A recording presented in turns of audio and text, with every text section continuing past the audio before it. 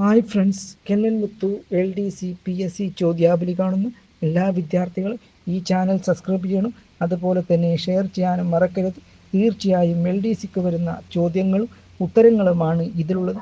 അതുകൊണ്ട് വിദ്യാർത്ഥികൾ ഈ വീഡിയോ മുഴുവനായും കാണും. അപ്പോൾ നമുക്ക് ഇന്നത്തെ ചോദ്യത്തിലേക്ക് കടക്കാം. ഒന്നാമത്തെ ചോദ്യം: ക്ഷേത്രപ്രവേശന വിളംബരം പുറപ്പെടുവിച്ചത്? ഉത്തരം ശ്രീ ചിത്തിര തിരുനാൾ ബാലരാമവർമ്മ.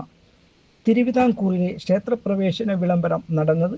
ഉത്തരം 1936 നവംബർ 12. ക്ഷേത്രപ്രവേശന വിളംബരം സമയത്തെ തിരുവിതാംകൂർ ദിവാൻ? ഉത്തരം CP രാമസ്വാമി അയ്യർ. ക്ഷേത്രപ്രവേശന വിളംബരത്തെ ആധുനിക ലോകത്തെ മഹാത്ഭുതമെന്ന് വിശേഷിപ്പിച്ചത്? ഉത്തരം ഗാന്ധിജി. ജനങ്ങളുടെ ആധ്യാത്മ വിമോചനത്തിൻ്റെ അധികാരരേഖയായ സ്മൃതി എന്ന ക്ഷേത്രപ്രവേശന വിളംബരത്തെക്കുറിച്ച് അഭിപ്രായപ്പെട്ടത്? ഉത്തരം മഹാത്മാഗാന്ധി.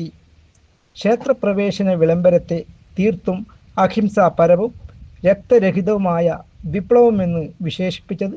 ഉത്തരം C രാജഗോപാലാചാരി.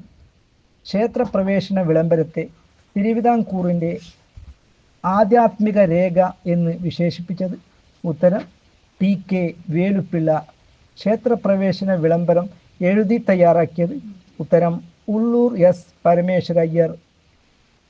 മലബാർ ക്ഷേത്രപ്രവേശന ബിൽ പ്രസിദ്ധീകരിച്ച വർഷം? ഉത്തരം 1938 ആഗസ്റ്റ് 30. മദ്രാസ് നിയമനിർമ്മാണ സഭയിൽ 1938 മലബാർ ക്ഷേത്രപ്രവേശന ബിൽ അവതരിപ്പിച്ചത്?